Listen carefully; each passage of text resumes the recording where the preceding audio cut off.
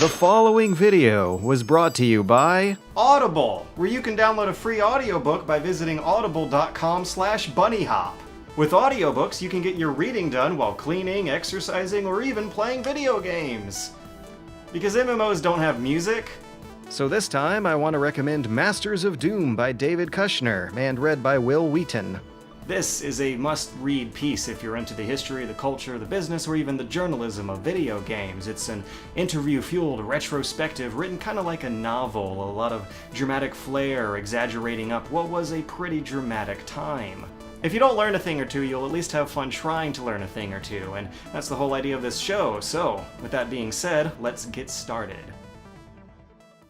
The Trans-Pacific Partnership has a lot of people scared shitless these days, for some silly and some justified reasons that I'm gonna aim to clear up here. Note that I do not personally approve of the measures that this or many other free trade agreements aim to take, but I also see a lot of doomsday prophesizing that's rooted less in fact-based research of the news and more in hypothetical worst-case scenarios thought up by the authors themselves. And since I don't want to be a super negative, angry, inflammatory YouTube channel, unless it's about streaming or hype culture, I decided to actually look into the issue and see if it's worth ending my happiness over.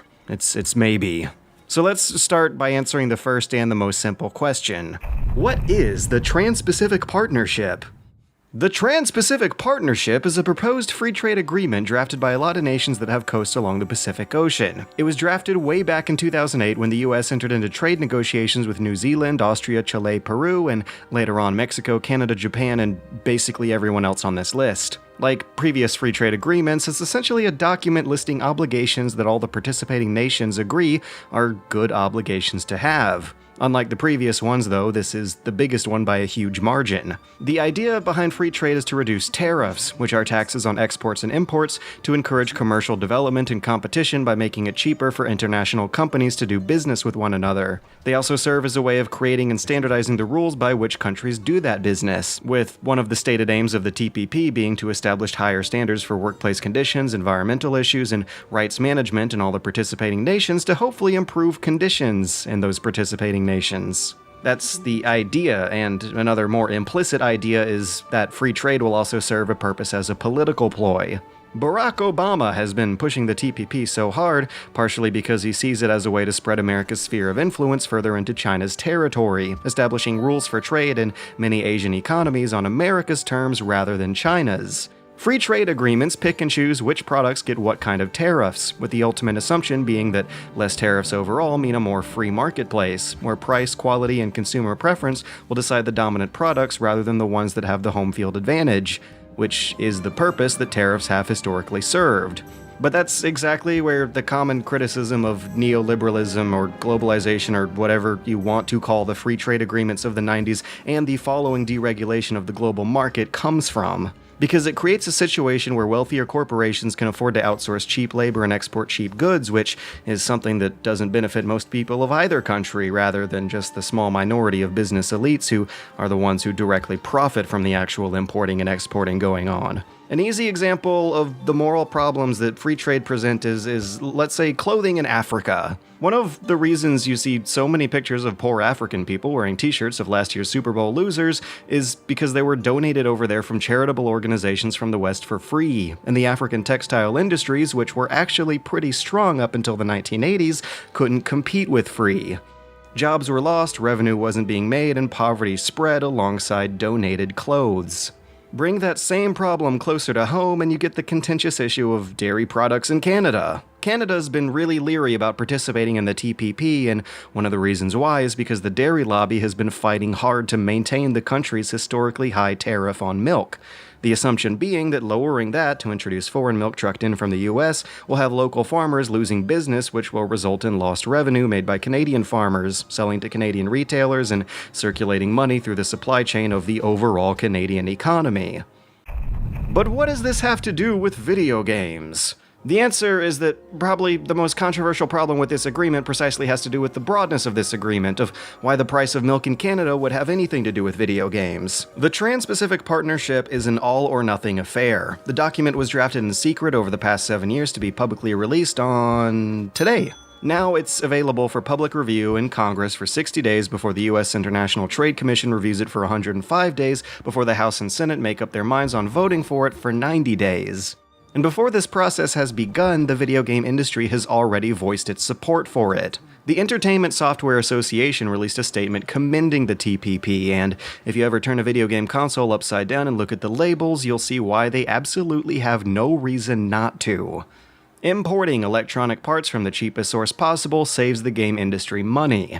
Although games are developed in expensive cities like San Francisco, Montreal, and Tokyo, when it comes time to print tangible physical products off an assembly line, a whole lot of what makes a game console comes from somewhere much, much cheaper. Like it or not, video games might be a few dollars more expensive if that wasn't the case, and the industry doesn't want that. And to further keep costs low and maintain the status quo, the ESA is going to lobby for this thing while it's making its way through the lawmaking process, which also means they'll be lobbying for intellectual property laws that are also going to maintain the status quo, which is why video games have something to do with the price of milk in Canada. Laws governing the creation and protection of new video game ideas, the punishments for breaking video game DRM, and video game region locks, and the extension of the American standard of a video game's copyright period, which is now the life of the original author plus 70 years, are all amendments of the TPP that any participating nations will have to agree to. Whether or not they actually enforce them is a more complicated matter that's kind of contradicted in the documentation itself, but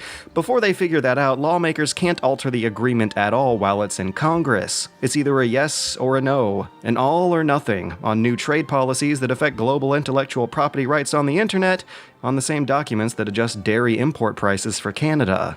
The leaked release of the TPP's intellectual property chapter on October 9th got critics revved up to pick this thing apart, because what's inside are rules stating that any person who engages willfully in circumventing rights management measures is subject to their country's criminal court proceedings. Internet service providers are to be given legal incentives to shut down websites that copyright holders suspect of having violating content. An internet service provider that removes or disables access to that material shall be exempt from any liability for having done so.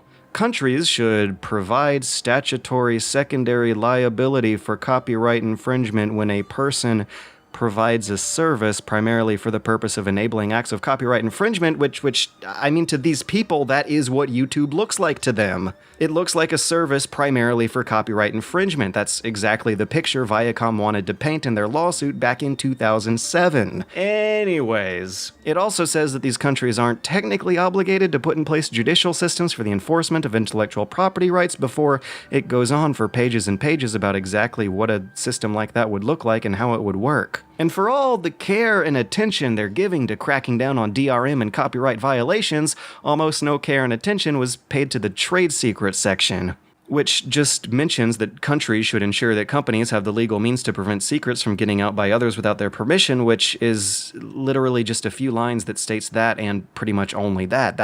This is the whole thing. And the picture it paints is broad, very broad, and also not how the world works. I mean, I had to deal with this exact same problem earlier this year. Competing businesses stealing secrets is one thing, but what about journalists or whistleblowers reporting on corporate wrongdoing? That's usually the much more relevant cases of that happening. This whole section is so quick and simple, and then it's over, and then that's it. Plus, that's a serious incompatibility with current US law, and what's been set as a precedent time and time again. You're seriously stepping on First Amendment territory with this thing. It's something that would never fly for a day in court. And how exactly is cracking down on company leaks related to free trade again? What do you have to worry about? Realistically speaking, if you're clearly understanding the English I'm speaking and watching this on your own private internet connection in your own home, you're probably not going to have to worry about life getting a hell of a lot worse. But only because these leaked plans are a much more extreme language for how things already work right now. A company can issue a DMCA takedown and have content removed at their very whim. Whether or not it actually violates copyright is an issue tackled after the victims already lost some business. And the idea of criminalizing random kids for pirating software or circumventing region locks one day just by themselves would seem ridiculous. Until you remember the campaign of the 18,000 John Doe lawsuits that the RIAA filed against random individuals for 9 years.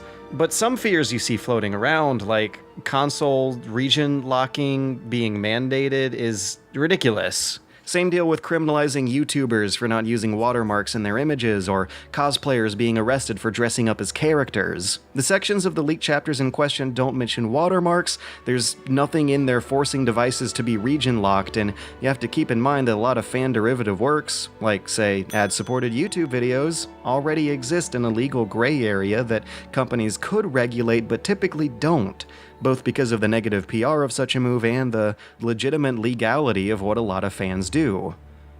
But the biggest issue I see here is a push for American standards of copyright law being applied overseas, because the American standard of copyright law is ridiculous. Something as ubiquitous and profitless as, say, a cartridge ROM dump of Pong for the Atari 2600 is not likely to go into the public domain until most people watching this video are dead and buried. With the public release of the TPP comes a painful media push and the typically long and argumentative process of getting laws passed through Congress. And with the full documentation now available, politicians and people alike will be rifling through it and making a scene about it, because this also happens to be an election season. Hillary Clinton, Bernie Sanders, and Donald Trump have all voiced their opposition to this deal, but since it's kind of Obama's baby and set to be voted on before he leaves the White House, they're not likely to matter.